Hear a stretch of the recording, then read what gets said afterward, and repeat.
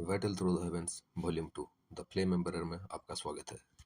Last episode में हमने देखा था जियान के साथ काइलिन, यूनर, गो युवान, जोकुन जो कि जिया के पिताजी है, वो सब मिलके डुइकी कंटिनेंट से डूडी कंटिनेंट के जाने वाले वो मिस्टीरियस पैसेज पे उस अंधेरी रास्ते पे निकल चुके थे। बहुत देर से आगे जाते हुए उनको कोई एग्जिट नज़र नहीं आ रही होती है। अब आगे उस अंधेरे रास्ते में जाते हुए बहुत सी ऐसी अजीब अजीब तरीके की आकृतियां भी सामने आती रहती है और अचानक से गायब भी हो जाते हैं। लगता है कि कई सारे उल्का पिंड सामने से गुजर रही हो।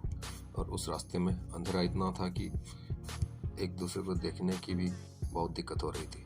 बहुत समय से सब लोग उड़ रहे थे, लेकिन अजीब है कि इसका कोई अंत ही नहीं आ रहा था। जियान ने अपना स्पिरिचुअल पावर को आगे चारों तरफ स्प्रेड करके कुछ सर्च करने लगा।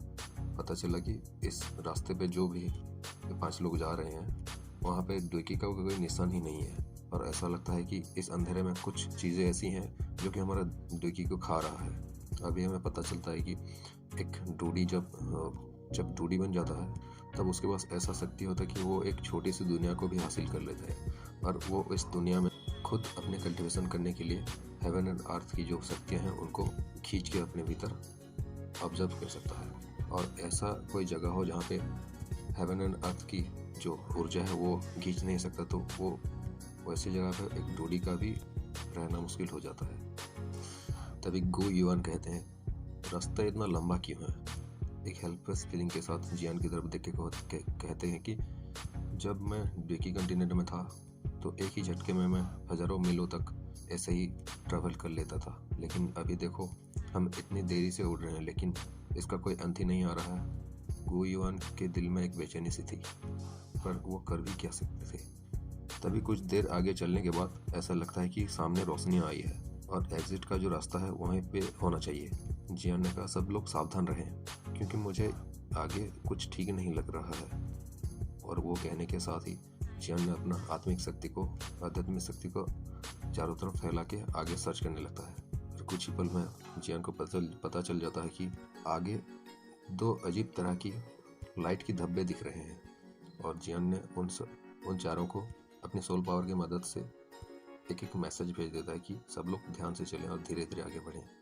जियान अपनी आध्यात्मिक शक्ति को और भी आगे बढ़ा के उसको सर्च करने लगे आगे क्या है एक्चुअली। लेकिन बाहर निकलने से कुछ ही दूरी पर अचानक 2 छोटे छोटे और अजीब तरह की जो लाइट के धब्बे दिखाई दे रहे थे। ऐसा लग रहा था कि जैसे कोई जानवर है जिसने बहुत देर से सोए रहने के बाद अचानक से अपनी आंखें आगे भी खोली हो। तब जियान ने उन चारों से कहा कि रुको, ये रास्ता कुछ अजीब है, मुझे कुछ ठीक नहीं लग रहा है। और गंभीरता से कहा कि 1 मिनट। एक जगह पर अपनी उंगली पॉइंट करके उन चारों से कहा कि उस साइड में कुछ है। गो युआन, यूनर, जोकुन, उन तीनों ने और काइलिन ने भी उस तरफ देखा जहाँ पे जियान ने पॉइंट किया था, लेकिन उन लोगों को वहाँ पे कुछ खास दिखाई नहीं दिया क्योंकि वहाँ पे बहुत अंधेरा था। हाँ, ऐसा लगता था कि कुछ अस्पष्ट, मतलब कुछ ठीक तरह से दिख नहीं रहे, लेकिन कुछ एक रोशनी है शायद लगता है। सब सोच रहे होते हैं लेकिन 1 मिनट भी नहीं होता है और सामने एक बदलाव होने लगता है। जियान फिर आगे देखता है और धीरे धीरे सबको कहता है कि रुक जाओ। पहले तो मुझे पता ही नहीं था कि ये क्या है, लेकिन अब मुझे लगता है कि ये 2 आंखें हैं जो कि किसी जानवर के हो सकते हैं। जब वो चारों ये सुनते हैं तो उन लोगों की रूह कांप जाती है। तब उस अजीब सी क्रीचर के अंदर से आवाज़ आती है कि हा हा हा हा। डुइकी महाद्वीप में 10,000 वर्षों से कभी भी कोई डूडी ताकतवर नहीं आया। मुझे विश्वास नहीं हो रहा है कि आखिरकार आज फिर से डुइकी कंटिनेंट में डूडी पैदा करने की क्षमता आ गई है। और मुझे लगता है कि आज मैं आप 5 की ताकत से मैं आखिरकार खुद को मुक्त कर सकता हूँ यहाँ से। ऐसा बोल के सब लोग उस तरफ देखने लगे। अभी भी वहाँ पे कुछ क्लियर दिखाई नहीं दे रहा था, बस कुछ लग रहा था कि कोई अजीब सा क्रीचर है जो धीरे धीरे सांस ले रहा है। उस दोनों आंखों की जोड़ी से एक अजीब सी ऊर्जा भी बाहर निकल रही थी। लेकिन सबसे अजीब की बात यह थी कि वो जो जानवर था, कि जो भी हो, वो उस अंधेरे में पीट खाता था। मतलब वहाँ पे उसका जो शरीर है वो छुप जाता था, खाली 2 आंखें ही दिखाई दे रही थी। और यह चीज़ उन 5 के लिए, हमारे जियान का जो ग्रुप था उनके लिए बहुत ही प्रॉब्लमेटिक सिचुएशन में लेके आ गया था। अब जियान मन में सोचता है कि अभी तो खाली 2 आंखें ही दिखाई दे रहे हैं और इस अंधेरे की वजह से और कुछ दिखाई नहीं दे रहा। अगर वो आंखें भी बंद कर लेता है या फिर खुद को छुपाने की कोशिश करता है तो हम उसको ढूंढ ही नहीं पाएंगे। फिर जियान के सामने एक विशाल आकृति आ गया और इस भयानक से आकृति को महसूस करके जियान घबरा गया था, क्योंकि इस आवा को महसूस करने वाला पहला व्यक्ति भी जियान ही था।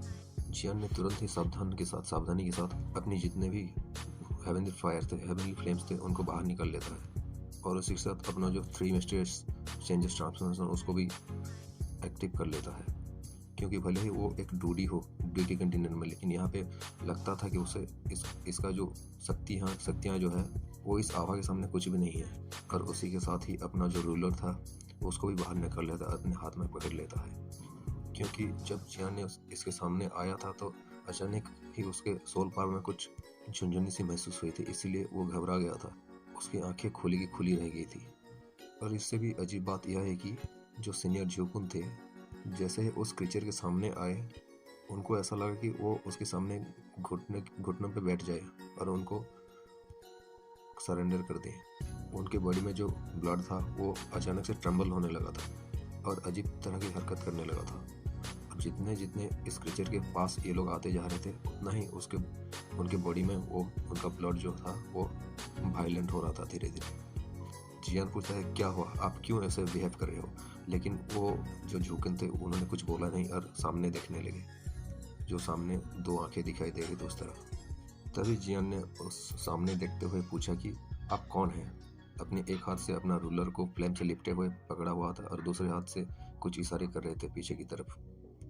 पीछे जब वो चारों खड़े थे उन्होंने भी जियान के संकेत समझ चुके थे जो जियान कहने वाला है। तभी सामने से आवाज आता है कि हा हा हा हा, आज तुम सब मरोगे, क्योंकि मैं बहुत टाइम से कोई टूडी को नहीं मारा है। आज मैं तुम सबको मार के तुम सबको सलो करूंगा, निगलूंगा, और उसके बाद ही मेरा शक्ति जब बढ़ जाएगा तो मैं इस क्रीचर से भी खुद आज़ाद हो जाऊंगा और इस भयानक अंधेरों से जब मैं बहुत टाइम से कह दूं इससे भी मुक्त हो सकता हूँ। ये आवाज़ चारों तरफ से आ रही थी, लेकिन सामने वो दोनों आंखों की जो पैर था वो जोड़ा ही दिखाई दे रहा था। तभी जियान ने कहा कि एल्डर हमें माफ़ कर दीजिए, क्योंकि हम दुकी महाद्वीप से अभी नए प्रमोटेड हुए डूडी इस पासेज वे की तरफ से हम लोग पास कर रहे थे डूडी वर्ल्ड में एंटर करने के लिए। अगर हमारी गलती की वजह से आपको कोई परेशानी हुई और आपका आराम को अगर कोई क्षति पहुंचा तो हमें माफ़ कर दीजिए। और यह कह के वो काइलिन और यूनर को आगे भेजने लगता है। पर जैसे ही वो उन दोनों को आगे भेजता है, आगे से एक सक्शन फोर्स उनके सामने आ जाता है और उन लोगों को उसे वहाँ पे रोक लेता है। फिर यूनर और काइलिन जियान की तरफ देखने लगे और जियान भी अपने इशारों पे उन लोगों को कुछ कहने लगा और वो दोनों भी जियान के इशारे समझ गए थे, क्योंकि यहाँ पे बात करना भी सेफ्टी नहीं है, इसलिए वो इशारों में ही बात कर रहे हैं अभी। तभी साइड में खड़े गो युआन बोलते हैं कि हमारे सामने ही एग्जिट है, लेकिन हम यहाँ से जा भी नहीं सकते, क्या करें। एक हेल्पलेस फीलिंग के साथ उन दोनों की तरफ देखने लगे। फिर जियान उन लोगों से कहता है कि तुम लोग पहले जाओ, मैं कुछ देर के लिए इसे रोक के रख सकता हूँ, मैं तुम्हें बाद में खोज लूँगा उस सोल जेड टोकन की मदद से। जियान ये सब गंभीरता के साथ कह रहा था और फिर बिना कुछ देरी किए जियान ने अपने एक हाथ पर भयानक शक्तियों को इकट्ठे करने लगा। फिर यूनर और काइलिन भी समझ गए कि यहाँ रह के कुछ फ़ायदा नहीं है, क्योंकि यहाँ पे हम रहे तो जियान की केवल परेशानियाँ ही बढ़ेंगी, क्योंकि हम उसका कुछ मदद कर नहीं सकते। हालांकि हम दुकी कंटिनेंट में सबसे ताकतवर थे, लेकिन यहाँ पे हम लोग ताकत के पहला चरण में हैं। फिर वो लोग हेल्पलेस फीलिंग के साथ आगे बढ़ने लगते हैं और कहते हैं कि हम आपका इंतज़ार करेंगे डूडी महाद्वीप में, आप जल्दी से आइए। तभी काइलिन कहती है जियान याद रखो तुम्हारा जीवन मेरा है। ऐसा कहने के बाद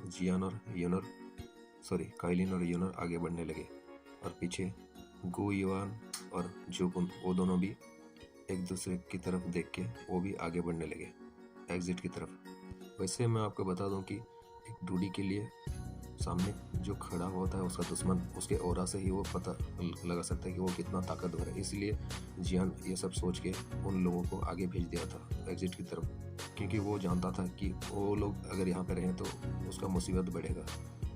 तो वो सोचता था कि पहले उन लोगों का एस्केप हो जाए, बाद में मैं अपना देख लूँगा। तभी वो जो सामने खड़ा हुआ था वो क्रीचर, वैसे तो उसका 2 आँखें ही दिखाई दे रही थी, लेकिन वहाँ से एक आवाज़ आती है, क्या अभी तुम लोग यहाँ से जाना चाहते हो?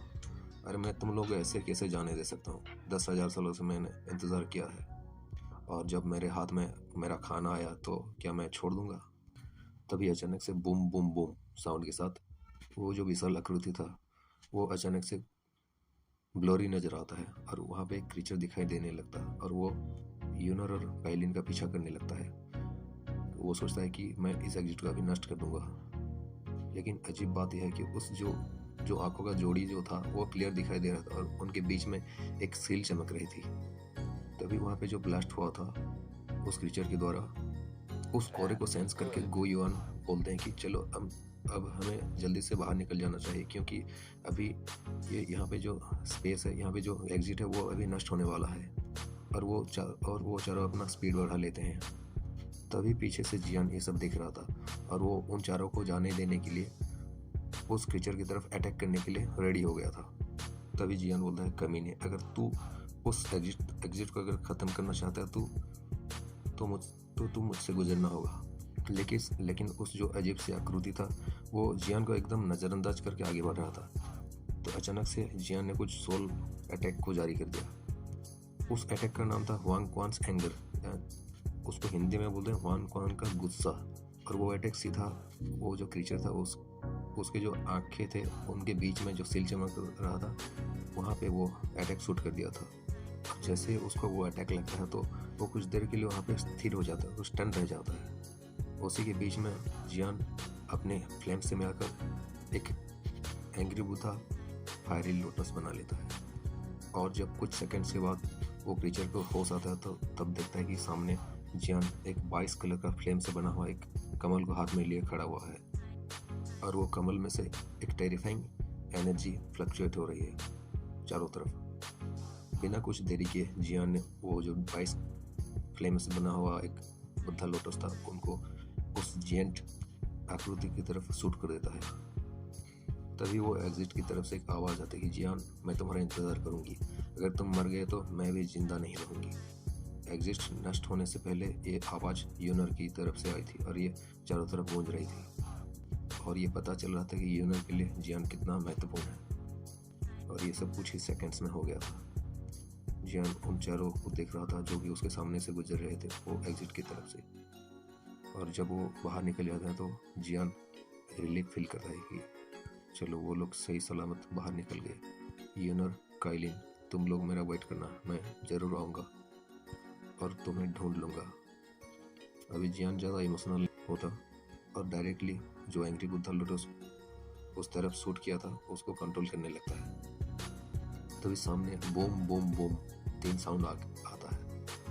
चारों तरफ उस बुद्धा फायरी लोटस से एक डिस्ट्रक्टिव पावर फैल जाती है, और वो बीच में रह जाता वो जो अननोन सा क्रीचर था वो। और वहाँ पे जो एक अजीब सा क्रीचर जो दिख रहा था पहले वो दिखाई नहीं दे रहा था, अब धीरे धीरे से वो दिखाई देने लग रहा था। जियान एक हल्की सी आवाज़ में कहता कि मैं भी देखना चाहता हूँ कि तुम हो कौन, जो कि इस रास्ते में घात लगाए बैठा था।